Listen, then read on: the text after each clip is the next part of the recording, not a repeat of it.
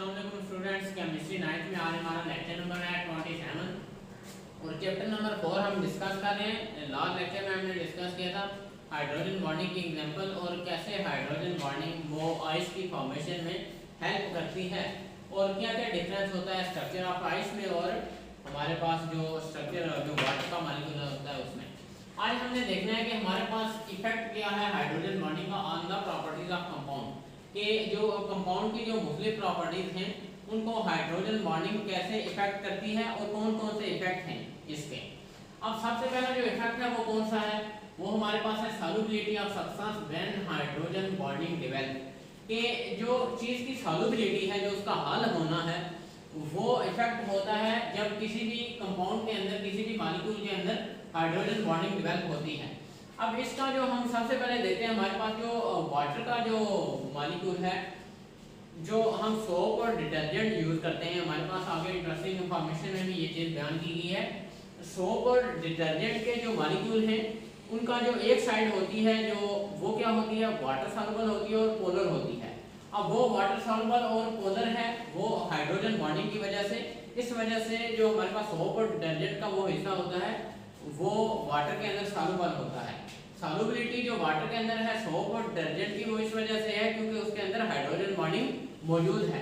इस वजह से हाइड्रोजन बॉन्डिंग क्या करती है, ये सॉल्युबिलिटी ऑफ सब्सटेंस को इफेक्ट करती है, या सब्सटेंस की किसी भी चीज की जो सॉल्युबिलिटी है वो चेंज हो जाती है जब उसके अंदर हाइड्रोजन बॉन्डिंग डेवलप होती है। अब उसके बाद हमारे पास जो दूसरी जो हमारे पास इफेक्ट है इसका वो क्या है, freezing of water to make ice, कि हाइड्रोजन बॉन्डिंग का रोल क्या है कि ये वाटर को जो फ्रीज करके आइस बनाने में हेल्पफुल होती है।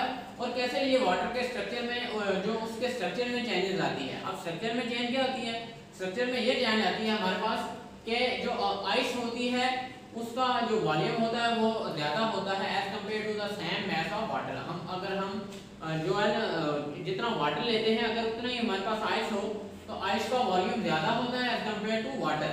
और दूसरी बात यह कि हमारे पास जो डेंसिटी होती है आइस की वो लोअर होती है एज कम्पेयर टू वाटर।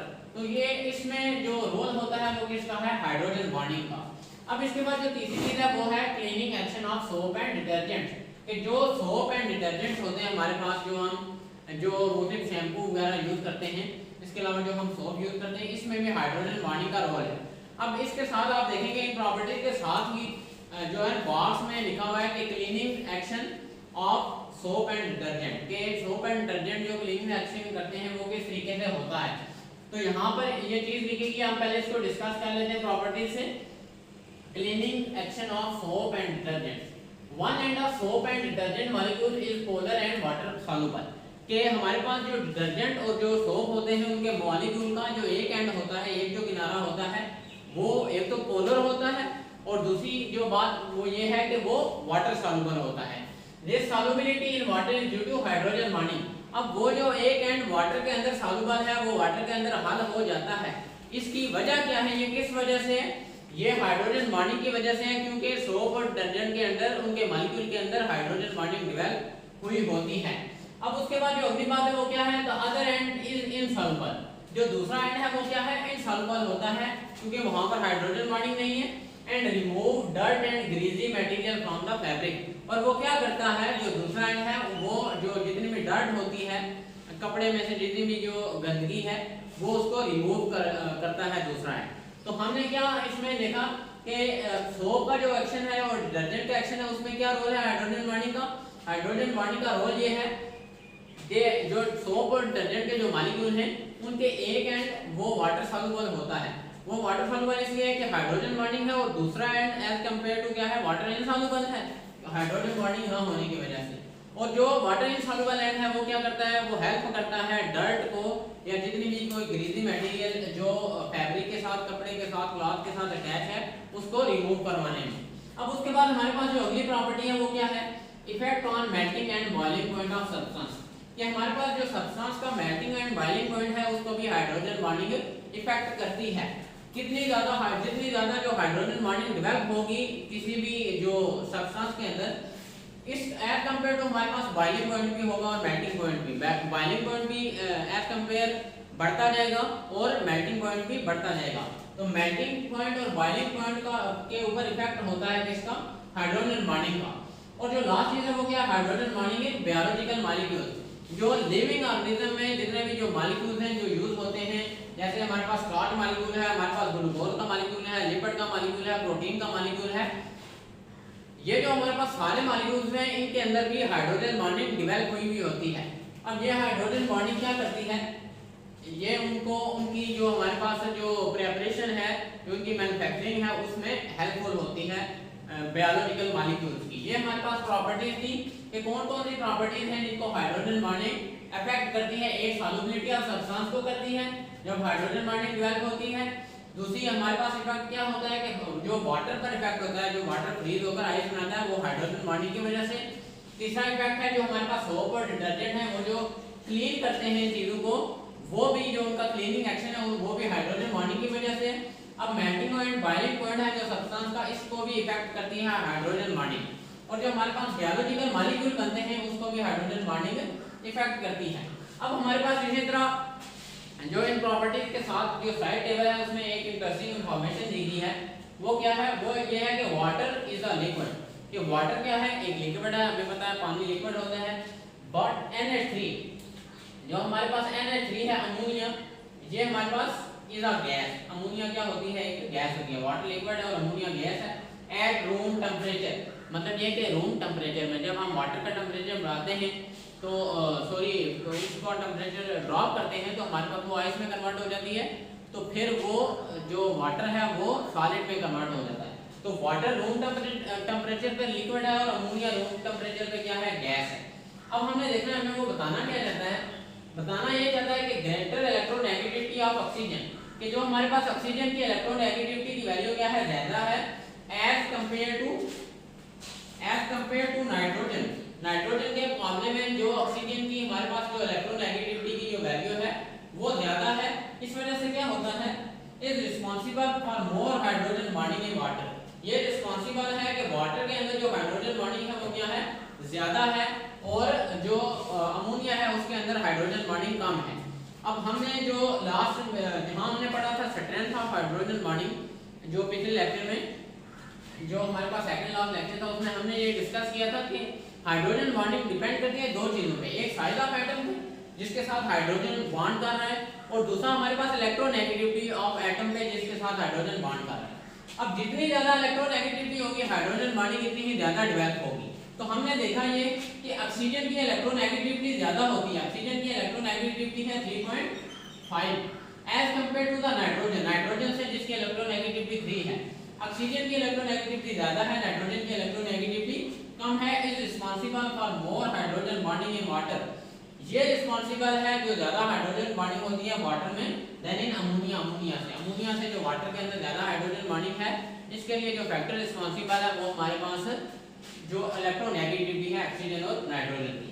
अब उसके साथ साथ हमारे जो इससे पिछला पेज है 85 पेज, उसमें एक इंफॉर्मेशन है, डू यू नो दैट, क्या आप जानते हैं the average number of H bonded molecules of hydrogen fluoride, कि जो हाइड्रोजन फ्लोराइड के पीछे एग्जांपल दी गई है उसमें जो मॉलिक्यूल की एवरेज तादाद है, जो उनका औसत नंबर है वो कितना है, to produce a big molecule is 6, कि हमारे पास जो मुख्तलिफ जो हाइड्रोजन फ्लोराइड के जो मॉलिक्यूल हैं जिनके अंदर हाइड्रोजन बॉन्डिंग हुई होती है, वो जब आपस में मिलते हैं एक बड़ा मॉलिक्यूल बनाने के लिए तो कितने वो मॉलिक्यूल मिलते हैं, आपस में 6 मॉलिक्यूल मिलते हैं और मिलकर एक बड़ा मॉलिक्यूल बनाते हैं। So it's formula is HF6, तो इसलिए इनका फार्मूला क्या होता है, हाइड्रोजन फ्लोराइड 6। का ये मतलब है कि हमारे पास जो 6 हाइड्रोजन फ्लोराइड के मॉलिक्यूल हैं वो यहाँ पर अटैच हुए हुए हैं, वो एक दूसरे के साथ लिंक किए हुए हैं थ्रू हाइड्रोजन बॉन्डिंग।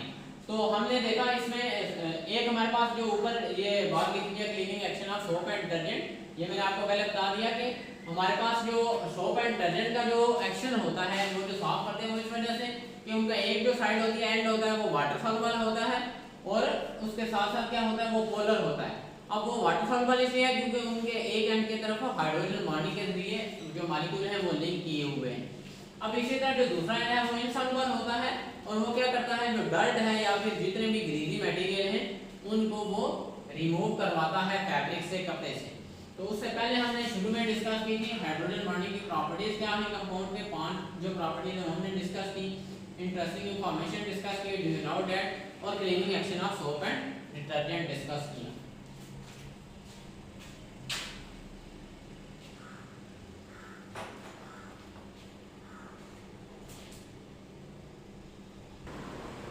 स्टूडेंट्स आगे जो हमारा टॉपिक है वो है nature of bonding and property. कि हमारे पास जो बॉन्ड की जो भी नेचर होती है, जिस किस्म का बॉन्ड होगा वो आयनिक बॉन्ड है, वो कोवलेंट बॉन्ड है, वो मेटालिक बॉन्ड है, इसी तरह हमारे पास जो कंपाउंड बनेगा उसकी प्रॉपर्टीज भी होंगी। तो अब हमें आगे जो डिस्कस करना है वो हमारे पास प्रॉपर्टीज हैं मुख्तलिफ कंपाउंड की, जो जिनमें मुख्तलिफ जो तरह के आयन प्रेजेंट होते हैं, बॉन्ड प्रेजेंट होते हैं। अब सबसे पहले हमारे पास आता है properties of ionic compound. Ionic compound की क्या प्रॉपर्टीज होती हैं? आयनिक कंपाउंड ऐसे कंपाउंड होते हैं जिनके अंदर आयनिक बॉन्ड प्रेजेंट होता है। अब सबसे पहले जो इनकी प्रॉपर्टी है वो है इनकी फिजिकल स्टेट, कि इनकी जो ज़ाहिरी हालत है वो कैसे होती है। मतलब ये कि इनकी स्टेट कौन सी है, आया कि ये सॉलिड है, लिक्विड है, गैस है, या फिर ये जो प्लाज्मा की स्टेट में पाए जाते हैं।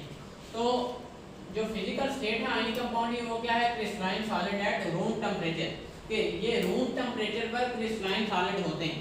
पहली बात तो आपको पता चल गई कि ये हमारे पास सॉलिड होते हैं रूम टेम्परेचर पे। और दूसरी बात ये है कि हमारे पास ये सॉलिड कौन से होते हैं? Crystalline solid. सॉलिड की हमारे पास दो तरह की टाइप होती है, एक होती है अमॉर्फस सॉलिड और एक होती है क्रिस्टलाइन सॉलिड। अमॉर्फस सॉलिड ऐसे सॉलिड होते हैं जिनके अंदर जो हमारे पास एटम की, मॉलिक्यूल की, आयंस की जो अरेंजमेंट है वो रेगुलर नहीं होती, मतलब ये कि वो बेतरतीबे होते हैं। और जो हमारे पास क्रिस्टलाइन सॉलिड ऐसा सॉलिड होता है जिसमें एटम की, आयन की, मॉलिक्यूल की जो अरेंजमेंट है वो बिल्कुल जो एक रेगुलर जो अरेंजमेंट होती है और बिल्कुल वो तरतीब से अरेंज हुए होते हैं। तो हमारे पास जो आयनिक कंपाउंड है ये क्या होते हैं? क्रिस्टलाइन सॉलिड होते हैं रूम टेम्परेचर जो 25 डिग्री सेंटीग्रेड में। अब उसके बाद हमारे पास दूसरी बात क्या है? नेवर लिक्विड और gases under ordinary temperature and pressure, कि हमारे पास जो नॉर्मल टेम्परेचर है और जो हमारे पास नॉर्मल प्रेशर है उस पर ना तो ये लिक्विड हो सकते हैं और ना ही गैस हो सकते हैं। ये नॉर्मल टेम्परेचर पे और नॉर्मल प्रेशर पे हमेशा सॉलिड की फॉर्म में ही एग्जिस्ट करते हैं। इनकी जो स्टेट होती है वो हमेशा सॉलिड ही होती है। अब उसके बाद जो अगली चीज वो क्या है कि no freedom of movement for ion, इनके आयन को आज़ादी नहीं है। फ्रीडम ऑफ मूवमेंट का मतलब ये है कि उन्हें चलने फिरने की आज़ादी नहीं है, वो अपनी जगह पर ही कायम रहते हैं। ये जो चलने फिरने की जो आयन की जो मूवमेंट की जो आज़ादी है ये हमारे पास सिर्फ किस का ये करैक्टर है? ये करैक्टर है लिक्विड का और गैसेस का। लिक्विड और गैसेस के अंदर जो आयन होते हैं वो क्या करते हैं? वो मूव करते हैं, उनके मॉलिक्यूल फ्रीली मूव करते हैं, ठीक है। लेकिन सॉलिड के जो आयन होते हैं वो फ्रीली मूव नहीं कर सकते। उसके बाद आगे जो इनकी दूसरी प्रॉपर्टी है वो ये है कि high melting and boiling point. हमारे पास जो आयनिक कंपाउंड होते हैं इनका जो मेल्टिंग पॉइंट होता है और बॉइलिंग पॉइंट होता है वो बहुत ज्यादा होता है। अब ये जो मेल्टिंग पॉइंट और बॉइलिंग पॉइंट ज्यादा है इसकी क्या वजह है? इसकी वजह यह है कि cation and anion have strong electrostatic forces, कि जो चार्जेस की वजह से, जो कैटायन और एनायन बनने की वजह से जो फोर्सेस क्रिएट होते हैं, जो बॉन्ड बनता है वो क्या होता है? बहुत ही मजबूत होता है। जो फोर्स ऑफ अट्रैक्शन है दोनों के दरमियान, आयन के दरमियान, वो बहुत ज्यादा होती है। वो एक दूसरे को बिल्कुल जो ज्यादा फोर्स के साथ क्या करती है? एक दूसरे को, दो आयन को आपस में जोड़ के रखती है। अब इस वजह से क्या होता है? जब जितनी ज्यादा फोर्स ऑफ अट्रैक्शन होगी हमें इतनी ही ज्यादा एनर्जी रिक्वायर होगी कि हम उन आयन को आपस में सेपरेट कर सकें। Cation and anion have strong electrostatic forces, जितनी उनके दरमियान स्ट्रांग फोर्सेस होंगी, higher amount of energy is required to separate cation and anion. Cation और एनायन को अलग करने के लिए हमें बहुत ज्यादा एनर्जी रिक्वायर होगी ताकि हम क्या कर सकें? उन्हें जो फोर्स ऑफ अट्रैक्शन है उसे खत्म कर सकें और उन्हें एक दूसरे से सेपरेट कर सकें। अब उसके बाद अगली चीज क्या है? इस वजह से आयनिक सॉलिड और क्वाइट हार्ड, के आयनिक सॉलिड क्या होते हैं? काफी हद तक हार्ड होते हैं, बहुत सख्त होते हैं। इसकी वजह क्या है? इसकी वजह यह है कि इनके जो कैटायन और एनायन है उनके दरमियान जो फोर्स ऑफ अट्रैक्शन है वो बहुत ज्यादा होती है और हमें बहुत ज्यादा एनर्जी रिक्वायर होती है उन आयन को आपस में सेपरेट करने के लिए। इसलिए आयनिक सॉलिड हमारे पास क्या होते हैं? बहुत ज्यादा हार्ड होते हैं एंड लो वोलेटिलिटी। और ये क्या होते हैं? इनकी वोलेटिलिटी बहुत कम होती है। वोलेटिलिटी का मतलब ये होता है कि ये इजीली एवापोरेट नहीं होते।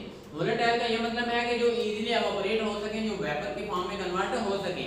तो हमारे पास आयनिक सॉलिड इनकी जो वोलेटिलिटी है वो बहुत कम है। इसका मतलब ये है कि ये इजीली वेपर में कन्वर्ट नहीं होते, इनकी इजीली एवापोरेशन नहीं होती। अब जो हमने पहला जो डिस्कस किया है कि हार्डनेस के बारे में, जो हमने इनकी स्टेट डिस्कस की सॉलिड, और जो साथ हमने इनकी हार्डनेस जो डिस्कस की है, इसके रिलेटेड हमारे पास साइड टेबल में एक इंटरेस्टिंग इंफॉर्मेशन है। वो क्या है कि sodium is very soft metal. जो सोडियम है वो Na वो हमारे पास क्या है, एक बहुत सॉफ्ट मेटल है। Chlorine is gaseous substance at room temperature, और क्लोरीन हमारे पास रूम टेम्परेचर में क्या है, एक गैस है, वो गैस के तौर पर एक्ट करती है at room temperature. There compound, अब ये एक हमारे पास सॉफ्ट मेटल है और दूसरी हमारे पास एक गैस है, ये जब आपस में दोनों कंबाइन होती हैं तो एक कंपाउंड बनाती है, देयर कंपाउंड NaCl। जब ये दोनों मिलकर आपस में अपना कंपाउंड बनाती है NaCl, जो हमारे पास जो टेबल साल्ट होता है, जो खाने का नमक होता है, वो बनाती है। इज वेरी हार्ड, वो क्या होता है, बहुत सख्त होता है। And melt eight 801 degree centigrade, और वो 801 डिग्री सेंटीग्रेड पर मेल्ट होता है। किस चीज़ की जो हार्डनेस है, वो हम किसी भी सॉलिड की हार्डनेस वो देखते हैं कि इसका मेल्टिंग पॉइंट कितना है। तो हमारे पास जो मेल्टिंग पॉइंट है NaCl का, वो कितना है, 801 डिग्री सेंटीग्रेड। इसका मतलब है कि NaCl क्या है, एक बहुत ही हार्ड सब्सटेंस है और हार्ड सॉलिड है। और NaCl एक और बात ये है कि आपने याद रखनी है कि NaCl आयनिक कंपाउंड है, आयनिक सॉलिड है, इस वजह से इसके अंदर बहुत ज़्यादा हार्डनेस है और इसका मेल्टिंग पॉइंट कितना है, 801 डिग्री सेंटीग्रेड। ये हमारा आज का टॉपिक था जिसमें हमने डिस्कस की जो हमारे पास इफेक्ट होते हैं हाइड्रोजन बॉन्डिंग के प्रॉपर्टीज पे। इसके साथ हमने देखा कि किसी जो है एक कंपाउंड में, एक मॉलिक्यूल में हाइड्रोजन बॉन्डिंग ज़्यादा होती है, उसकी क्या वजह होती है। उसके साथ हमने हाइड्रोजन फ्लोराइड के जो मॉलिक्यूल्स के नंबर हैं वो हमने डिस्कस किए। उसके बाद हमने आगे डिस्कस किया कि जो बॉन्ड कैसे हमारे पास प्रॉपर्टीज ऑफ कंपाउंड को इफेक्ट करते हैं। उसमें हम डिस्कस कर रहे हैं प्रॉपर्टीज ऑफ आयनिक कंपाउंड। हमने इसकी पहली दो प्रॉपर्टीज डिस्कस की, फिजिकल स्टेट और high melting and boiling point. ये फिजिकल स्टेट आयनिक जो सॉलिड है उनकी सॉलिड स्टेट होती है और इनका मेल्टिंग पॉइंट और बॉइलिंग पॉइंट बहुत हाई होता है, क्योंकि इनके अंदर कैटायन और एनायन के दरमियान फोर्स ऑफ अट्रैक्शन बहुत ज़्यादा होती है, इसलिए हमें ज़्यादा एनर्जी रिक्वायर होती है इन कैटायन और एनायन को आपस में सेपरेट करने के लिए। उसके साथ हमने एक जो इंटरेस्टिंग इंफॉर्मेशन डिस्कस की, जिसमें हमने डिस्कस किया कि जो हमारे पास NaCl है वो बहुत हार्ड एक सॉलिड आयनिक कंपाउंड है और इसमें क्या होता है, ये मेल्ट होता है 801 डिग्री सेंटीग्रेड। अगले जो लेक्चर में इंशाल्लाह हम जो मज़ीद इसकी जो प्रॉपर्टीज रह गई आयनिक सॉलिड की वो डिस्कस करेंगे। तब तक के लिए इजाज़त दीजिए, अल्लाह हाफ़िज़।